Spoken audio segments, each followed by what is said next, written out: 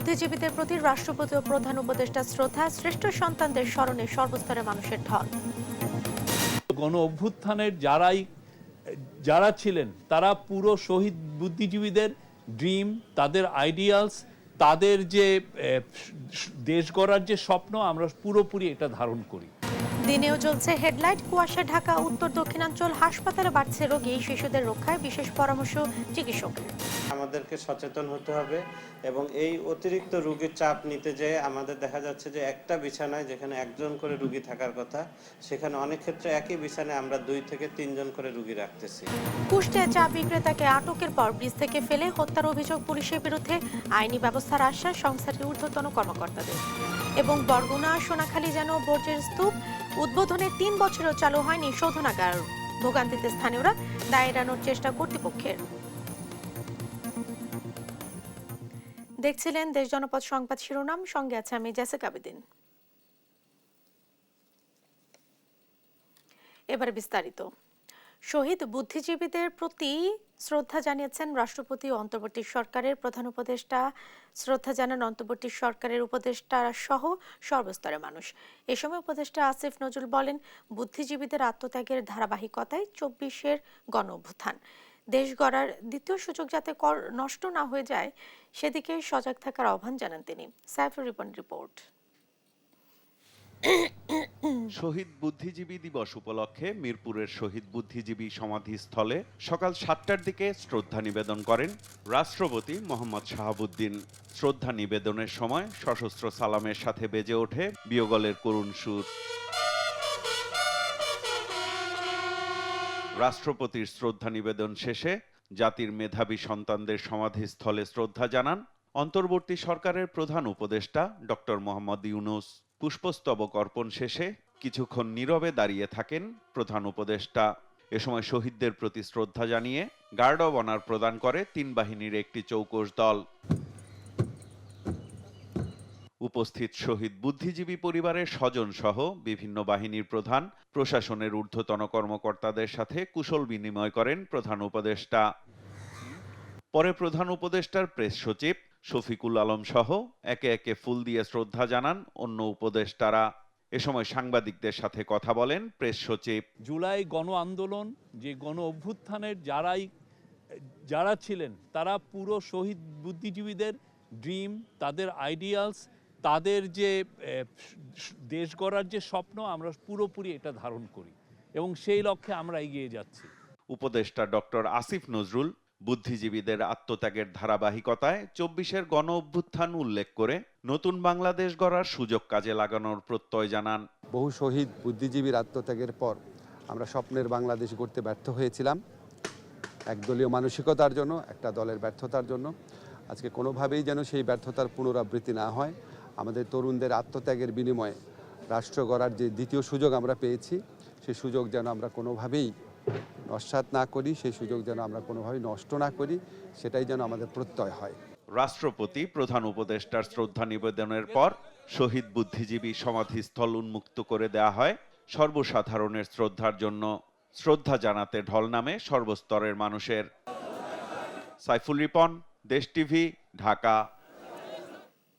শহীদদের প্রতি শ্রদ্ধা জানাতে মিরপুর শহীদ বুদ্ধিজীবী স্মৃতিসৌধে ভিড় জমিয়েছে ছাত্র, শিক্ষক, ডাক্তার, সাংস্কৃতিক কর্মী, রাজনৈতিক দল সহ নানা শ্রেণী পেশার মানুষ। 24-এর গণ অভ্যুত্থান পরবর্তী সময়ে 71-এর বুদ্ধিজীবী সহ সকল শহীদদের প্রতি কৃতজ্ঞতা স্বীকার করে নতুন বাংলাদেশ গঠনে ঐক্যমত পৌঁছায় সকলে। মিরপুর বুদ্ধিজীবী স্মৃতিসৌধের সারাদিনের সার্বিক চিত্র তুলে ধরেছেন জানাতুল মোহনা। 71 আর 24 একই মুদ্রার এপিটোপিট। গণ অভ্যুত্থান, গণহত্যা ও বৈষম্যের বিরুদ্ধে লড়াইয়ের বছর। তাই তো এবারের 14ই ডিসেম্বর বিগত 16 বছরের চাইতে কিছুটা ভিন্ন। প্রতি বছরের ন্যায় মিরপুর শহীদ বুদ্ধিজীবী স্মৃতিসৌধে শহীদদের প্রতি শ্রদ্ধা জানাতে ভিড় জমান বিভিন্ন পেশাজীবী, প্রতিষ্ঠান ও রাজনৈতিক দলসহ নানা শ্রেণীর মানুষ। শহীদদের আত্মত্যাগ ও মুক্তিযুদ্ধের আকাঙ্ক্ষা ধারণে শিশুরা এসেছে বাবার কাঁধে চড়ে বা দাদার হাত ধরে। কেন আমরা তাদের বিরুদ্ধে সংগ্রাম করলাম সেই ইতিহাস এদেরকে জানাতে হবে।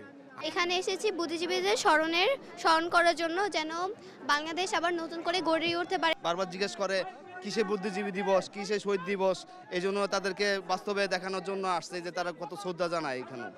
তরুণেরা জানায় ৭১-এর বুদ্ধিজীবী সহ সব শহীদের আত্মত্যাগে উদ্বুদ্ধ হয়ে এসেছে ২৪-এর স্বাধীনতা। ৭১-এও আমাদের বীর মুক্তিযোদ্ধারা সেই চক্রান্তকে সফল হতে দেয়নি এবং ২৪-এও আমরা বাংলাদেশের ছাত্র জনতা আমরা সেই চক্রান্তকে প্রতিহত করে দিয়েছিলাম। যে সবাই ভয় ডরহীনভাবে জাতীয় দিবস তারা পালন করতে পারছে, কারণ আমরা এমন একটা পরিবেশের ভিতরে বিলং করছিলাম যেখানে আসলে একটা পার্টির বাইরে কেউ শ্বাস নেওয়ার মতো সুযোগ ছিল না। আমি বাংলাদেশ ২৪ এবং ৭১-এর চেতনার ভিত্তিতে বাংলাদেশ প্রতিষ্ঠা এবং সেখানে বুদ্ধিজীবী সহ সকল শহীদরা ২৪ কিংবা ৭১-এ সমানভাবেই আমাদের সম্মান তারা দেশে পাবেন। ৭১ এবং ২৪ পরস্পর একই সুতায় গাঁথা। এ নিয়ে বিতর্কের কোনো কারণ নেই বলে মনে করেন সামাজিক, সাংস্কৃতিক ও রাজনৈতিক ব্যক্তিরা। তারা এই হত্যাযজ্ঞ করেছিল শুধুমাত্র দেশটিকে ধ্বংস করার জন্য। আমরা হয়তো এই অপূরণীয় ক্ষতি থেকে এখনো উঠতে পারিনি। যে সূর্য সন্তানরা তাদেরকে মানুষ আবেগের সাথে তাদেরকে স্মরণ করতে পারে। শহীদদের যে মুক্তিযুদ্ধের চেতনা, সেই চেতনার বাংলাদেশ গড়ার জন্য সকলে একত্রিত হয় আমাদের। জাতি হিসেবে তাদের প্রতি যে আমাদের ঋণ, সেটি শোধ করার একটি প্রধান উপায় হচ্ছে যার যার অবস্থান থেকে আমাদের দায়িত্ব ঠিকমতো পালন। বাংলাদেশে যেন ভবিষ্যতে কখনোই কোনো জুলুম নিপীড়ন না আসে, কখনোই যেন পাকিস্তানি শাসনের মতো বদ্ধ শাসন না আসে, ফ্যাসিবাদী শাসনের মতো বদ্ধ সময়টা না আসে। ৭১-এর সাথে ২৪-কে মিলিয়ে কোনোভাবেই বিতর্ক সৃষ্টি করা যাবে না। জাতির সূর্য সন্তানদের আত্মত্যাগ তখনই সার্থক হবে যখন বাংলাদেশের আর একটি নাগরিককেও বৈষম্যের বিরুদ্ধে লড়াই করতে হবে না। মুক্তিযুদ্ধ এবং সকল শহীদের চেতনায় গড়ে উঠুক সুখী সমৃদ্ধ বাংলাদেশ, এমনটাই চাওয়া সকলের। জান্নাতুল মোহনা, দেশ টিভি, ঢাকা। দেশের বিভিন্ন জেলায় নানা আয়োজনে পালিত হচ্ছে শহীদ বুদ্ধিজীবী দিবস। এই উপলক্ষে আলোচনা সভা, শোক র্যালি ও ফুল দিয়ে শ্রদ্ধা জানানো হয়। সারা দেশ থেকে সহকর্মীদের পাঠানো তথ্য ছবিতে সালমা জাহানের ডেস্ক রিপোর্ট। ১৯৭১ সালের ১৪ ডিসেম্বর, এদিন হারানোর কান্নার বেদনার। এদিনে জাতি হারিয়েছিল তার শ্রেষ্ঠ সন্তানদের। জাতীয় পতাকার সবুজের মাঝে লাল বৃত্ত, যেন সেসব শহীদদেরই বুকের রক্ত। দিনের প্রথম প্রহরে জাতীয় শ্রেষ্ঠ সন্তানদের শ্রদ্ধা জানাতে খুলনার গল্লামারী স্মৃতিসৌধে মানুষের ঢল নামে। ফুলেল শ্রদ্ধায় স্মরণ করেছেন তারা।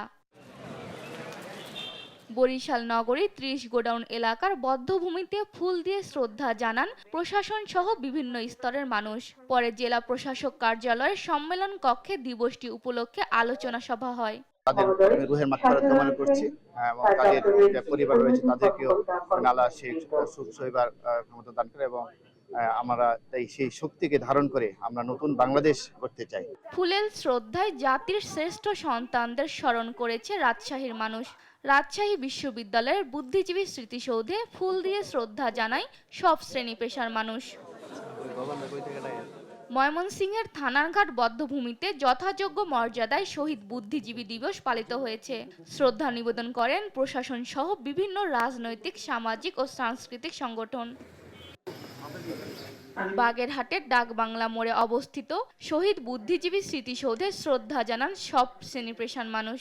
শহীদদের প্রতি দাঁড়িয়ে নীরবতা পালন, গার্ড অব অনার প্রদান ও রুহের মাগফিরাত কামনায় দোয়া শেষে ডাকবাংলা এলাকায় বধ্যভূমিতে আলোচনা সভা হয়। বুদ্ধিজীবী বৃন্দ পুরো মুক্তিযুদ্ধ কালে তাদের জ্ঞান দিয়ে, গরিমা দিয়ে এবং আলোকবর্তিকা হয়ে মুক্তিযোদ্ধাদের সহযোগিতা করেছিলেন, তাদের দিক নির্দেশনা দিয়েছিলেন।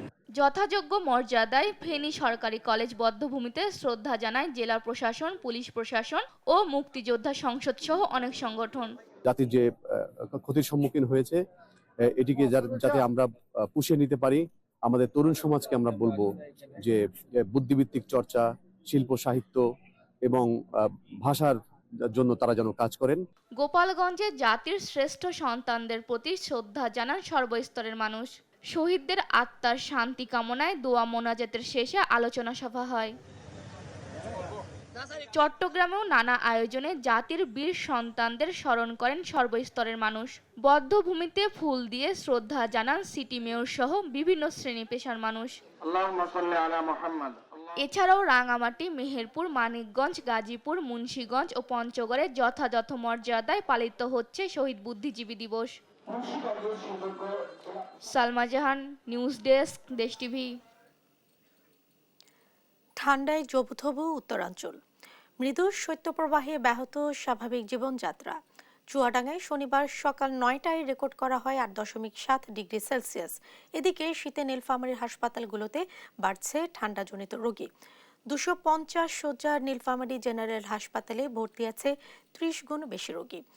চিকিৎসা নিশ্চিতে হিমশিম হাসপাতাল কর্তৃপক্ষ। সহকর্মীদের তথ্য ছবিতে আপন উপর ডেস্ক রিপোর্ট।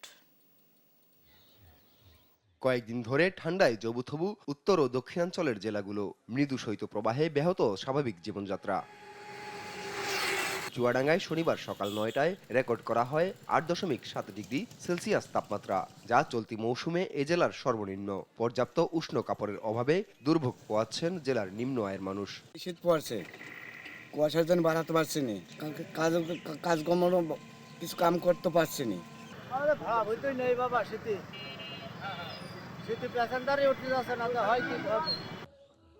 লালমনিরহাটে অব্যাহত ঠান্ডার দাপটে বিপর্যস্ত জনজীবন। দিনের অধিকাংশ সময় চারপাশ ঢাকা থাকছে কুয়াশার চাদরে। দিনের বেলায়ও গাড়ি চলছে হেডলাইট জ্বালিয়ে। এই কুয়াশার কারণে শ্রমজীবী মানুষেরা খুব কষ্টে আছি আমরা। এই 10 হাত জায়গা দেখা যায় না কুয়াশার জন্য, কাজ বাদ দিয়ে বসিয়েছি। লালমনিরহাটে খুব কুয়াশা, কয়দিন ধরে গাড়ি চালাবার পাই না, খুব ঠান্ডা, হাত পা কোকড়ানো যায়। প্রচুর ঠান্ডা, প্রচুর কুয়াশা, যে ঠান্ডা গাড়ি চালা যায় না, মোটরসাইকেল চালাইলে হাত পা গুটে আসে। শনিবার সকালে কুড়িগ্রামে তাপমাত্রা রেকর্ড করা হয় 11.5 ডিগ্রি সেলসিয়াস। কয়েকদিন ধরেই এ জেলায় তীব্র ঠান্ডায় কাঁপছে মানুষ। ইতোমধ্যে জেলা প্রশাসন থেকে শীতবস্ত্র কেনার জন্য 27 লাখ টাকা ও 12,000 পিস কম্বল অগ্রাধিকার ভিত্তিতে বরাদ্দ দেওয়া হয়েছে। নীলফামারীতে শৈত্যপ্রবাহে অনুভূত হচ্ছে কনকনে ঠান্ডা। হাসপাতালগুলোতে বাড়ছে রোগীর সংখ্যা। শয্যা সংকটে চিকিৎসা নিশ্চিতে হিমশিম অবস্থা হাসপাতাল কর্তৃপক্ষের। ঘর থেকে বেরোলেও হিমল বাতাস এবং আমাদেরকে পর্যদুস্ত করতেছে। ঠান্ডার জন্য ঘর বাড়ি থেকে বাইরে যাচ্ছে না, রাস্তাঘাটে কামাই কাজ নাই। প্রচণ্ড জ্বর, সর্দি, কাশ ঘেরি ছিল। তারপর চিকিৎসা দেওয়ার পরেই একটু সুস্থ হয়ে গেছে। 5 দিন থেকে অসুস্থ, বাইরের ডাক্তার দেখিয়েছিলাম, তারপর কালকে হাসপাতালে নিয়েছি। তখন দেখে মনে হচ্ছে মনে হয় নিউমোনিয়া নিছে, কালকে ইনজেকশন দিছে, আজকে আবারও দিব।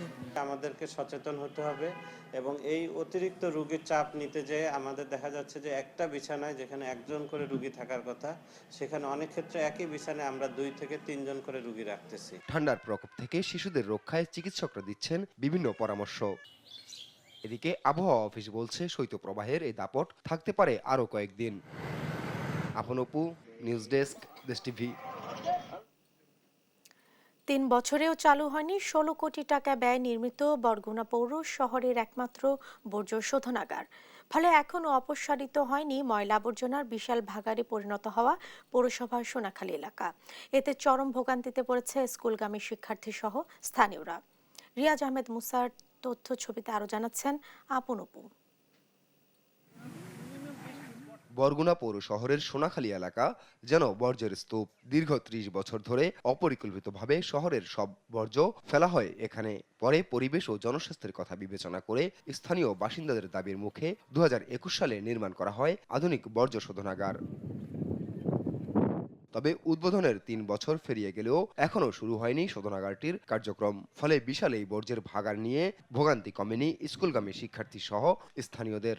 এখানে কাছাকাছি একটা স্কুল আছে, ছোট ছোট বাচ্চারা স্কুলে যায়, তাদের এই ময়লা পের হইয়ে তারপরে যাইতে হয়। এই জায়গায় মানে 100 পরিবার আছে, তাদের প্রত্যেকেরই সমস্যা, শ্বাসকষ্ট, তারপরে আপনার গন্ধ, বিশৃঙ্খলা। বাসায় গেলে ধোঁয়াগুলো সব বাসায় চলে যায়, ময়লার ঘ্রাণে বাসায় থাকানো যায় না। অপরিকল্পিতভাবে রাষ্ট্রের বিপুল পরিমাণ অর্থ ব্যয়ের যৌক্তিকতা নিয়ে প্রশ্ন তুলছে সচেতন মহল। আমাদের মতো একটা জেলায় 16 কোটি টাকা একটা মেগা প্রজেক্টের মতোই, তো এটাও আমার কাছে মনে হয় যে সেই ফ্যাসিস্ট গভর্নমেন্টের ফ্যাসিজমের একটা ফসল, যে কারণে আমরা মানুষ লাভবান হইনি, তারা দেখা গিয়েছে তারা অ্যাজ এ ফ্যাসিজম তারা লাভবান হয়ে গিয়েছে। এদিকে দক্ষ জনবল ও প্রয়োজনীয় যন্ত্রপাতির ঘাটতি দেখিয়ে দায় এড়াচ্ছে পৌর কর্তৃপক্ষ। একই সঙ্গে দ্রুতই শোধনাগারটির কার্যক্রম চালুর আশ্বাস তাদের। আমরা আসলে আইস প্লান্ট নিয়ে যে কাজটা শুরু করতেছি, সেখানে কিছু ত্রুটি আমরা আমাদের সার্ভের পরিপ্রেক্ষিতে এসেছে। সলিড ওয়েস্ট ম্যানেজমেন্ট এবং অর্গানিক ইনঅর্গানিক সেপারেশন করা এবং রিসাইকেলেবল নন রিসাইকেলেবল বিষয়গুলো জিনিসগুলোকে আলাদা করা, এর জন্য একটি প্রশিক্ষিত জনবলের প্রয়োজন রয়েছে। তো আশা করি যেই ক্যাপাসিটিতে আমাদের লোকবল বা প্রয়োজনীয় জনবলের প্রয়োজন আছে অথবা অন্য ধরনের চাহিদার প্রয়োজন আছে, এইগুলো ইনশাল্লাহ সমাধান হয়ে যাবে। এভাবে রাষ্ট্রের কোটি কোটি টাকার প্রকল্প চালু না হওয়ার পেছনে কারা দায়ী, এমন প্রশ্নই স্থানীয়দের। দ্রুত সব সমস্যা নিরসন করে চালু হোক শোধনাগারটি, এমনটাই প্রত্যাশা তাদের। নিউজ ডেস্ক, দেশ টিভি। দেশ জুড়ে জেঁকে বসেছে শীত, কুয়াশার চাদরে ঢেকে যাচ্ছে জনপথ। এরই সঙ্গে কদর বেড়েছে শীতের পিঠাপুলির। শহরের মতো গ্রাম অঞ্চলের হাট বাজারে চিতই ভাপা সহ নানা পদের পিঠা বিক্রির ধুম লেগেছে। তেমনি গাইবান্ধা শহরের অলিগলি, পাড়া মহল্লা ও হাট বাজারে পিঠাপুলির পসরা সাজিয়ে বসেছেন মৌসুমী ব্যবসায়ীরা। বিকেল থেকে রাত পর্যন্ত চলে এ বেচাকেনা। ভাসমান দোকানগুলোতে লাইনে দাঁড়িয়ে পিঠার স্বাদ নিতে দেখা যাচ্ছে অনেককেই। সহকর্মী SM মইনুল হুদার রিপোর্ট আরো জানাচ্ছেন সালমা জাহান। দেশের অন্যান্য জেলার মতো তীব্র শীত বইছে উত্তরের জেলা গাইবান্ধায়। তীব্র শীতে দুর্ভোগ কিছুটা বাড়লেও উপলক্ষ হয়েছে গ্রাম বাংলার ঐতিহ্যবাহী পিঠাপুলির স্বাদ নেয়ার।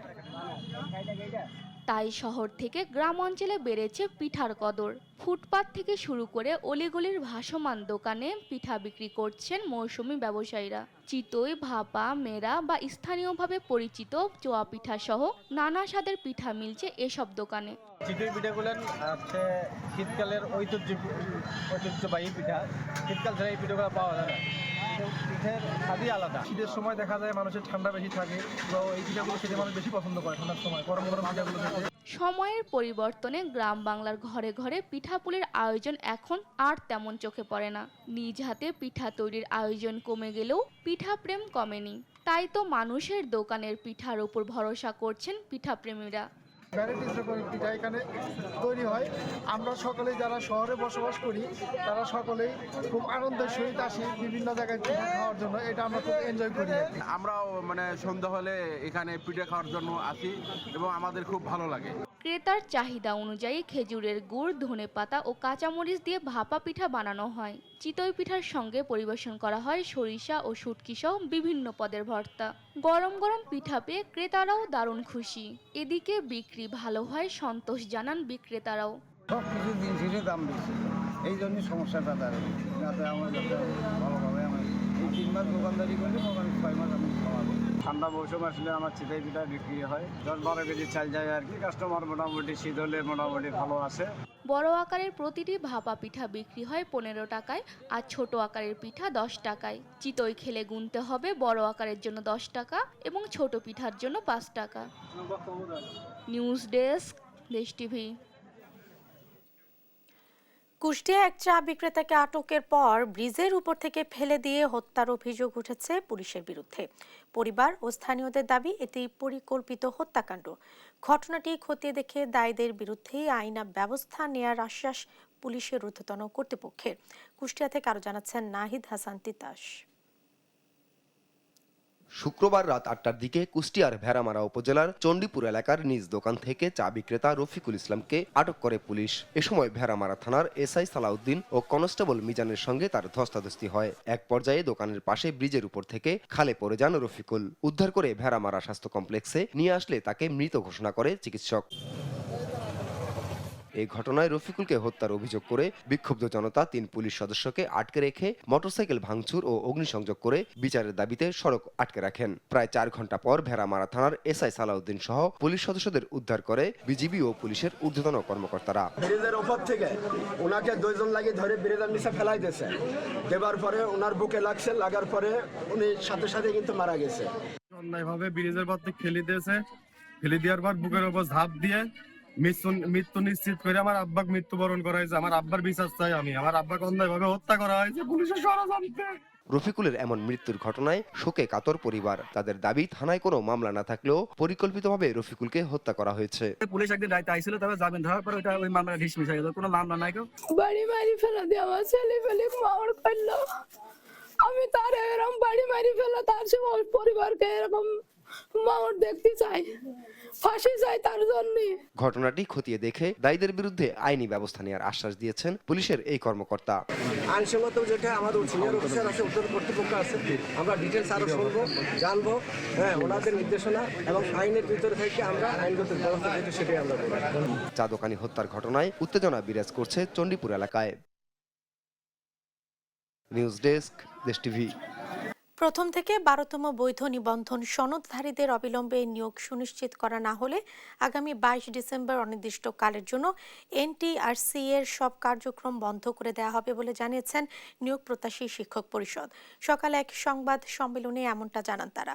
বলেন, এ পর্যন্ত 5টি গণবিজ্ঞপ্তিতে যেভাবে নিয়োগ দেওয়া হয়েছে তার কোনো নিয়োগের সময় এনটিআরসি এ বৈধ সনদধারীদের কাছে তার স্বচ্ছতা সুনিশ্চিত করতে পারেনি, বরং উল্টো আওয়ামী ফ্যাসিস্ট সরকারের প্রধানমন্ত্রী শেখ হাসিনা ও শিক্ষা মন্ত্রণালয়ের সাবেক দুজন মন্ত্রী ডক্টর দীপুমণি ও ব্যারিস্টার মহিবুল হাসান নওফেলের যোগসাজশে দুর্নীতির মহোৎসবে মেতে উঠেছিল।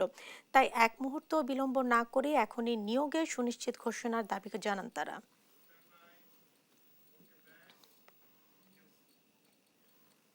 খুলনার ফুলতলা সার্ভিস সেন্টারে সুধী সমাবেশ ও মৃত্যু বীমা দাবি চেক হস্তান্তর অনুষ্ঠানের আয়োজন করে Akij Takaful life insurance PLC.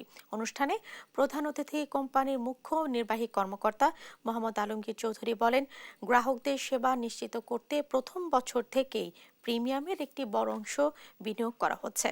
এছাড়া বিশেষ অতিথি মোহাম্মদ মহিউল ইসলাম গ্রাহকদের জন্য কোম্পানির প্রতিশ্রুতির কথা তুলে ধরেন। অনুষ্ঠানে আরও উপস্থিত ছিলেন উক্ত বিভাগের ইভিপি, জিএম, ডিজিএম সহ সকল পর্যায়ের উন্নয়ন কর্মকর্তা, এলাকার সুধীবৃন্দ ও মরহুম বিউটি খানমের নমিনি মাতা মদিনা বেগম। এ সময় তার হাতে চেক তুলে দেওয়া হয়। গ্রাহক সেবা, দরিদ্র বিমোচন এবং বেকারত্ব দূরীকরণের অঙ্গীকার নিয়ে Akij Takaful life insurance PLC তাদের কার্যক্রম এগিয়ে নিয়ে যাচ্ছে বলে আশাবাদ ব্যক্ত করেন তিনি।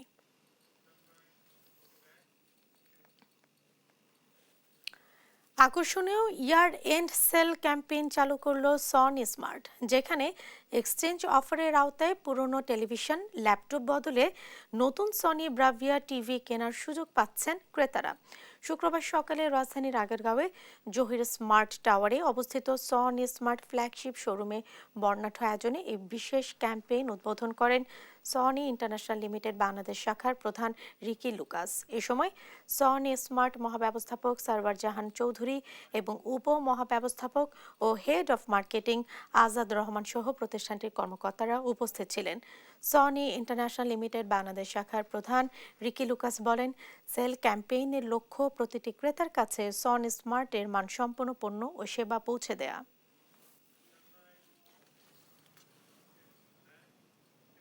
সংবাদ শেষ করছি জাতির শ্রেষ্ঠ সন্তানদের শ্রদ্ধা জানানোর খবর দিয়ে। শহীদ বুদ্ধিজীবী দিবসে জাতির শ্রেষ্ঠ সন্তানদের শ্রদ্ধা জানাতে রায়েরবাজার বধ্যভূমিতে ঢল নামে দলমত নির্বিশেষে সর্বস্তরের মানুষের। 5 আগস্টের গণ অভ্যুত্থানের পর নতুন বাংলাদেশে মুক্তিযুদ্ধ ও স্বাধীনতার ইতিহাস হবে মুক্ত চিন্তার, এমন দাবিও জানান সর্বস্তরের মানুষ। আরও জানাচ্ছেন শাহাদাত নিশাত।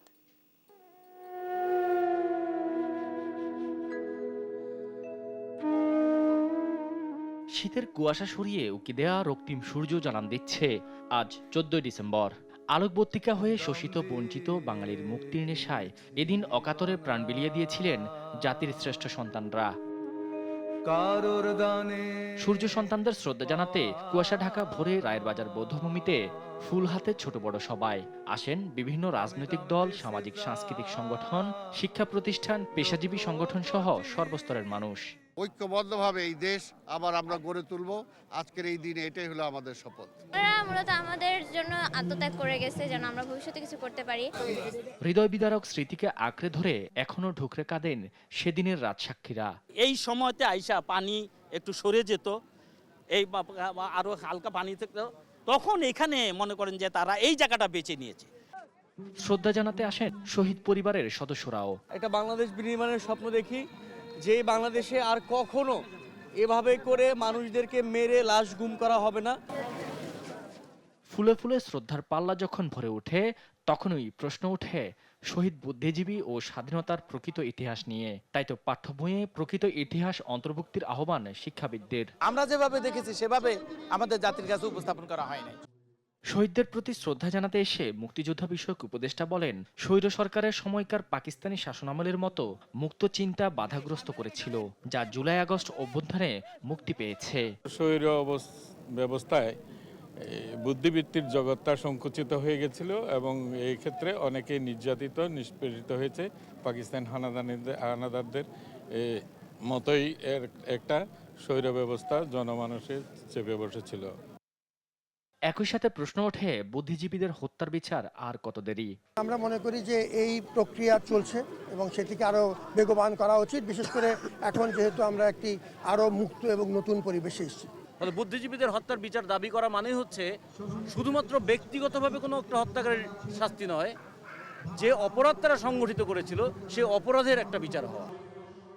5 আগস্টের পর নতুন এই বাংলাদেশে শহীদ বুদ্ধিজীবীদের এই আত্মত্যাগ দলভিত্তিক নয়, জ্ঞানভিত্তিক পরিবেশ তৈরি হবে, এমন প্রত্যাশাও কারো কারো।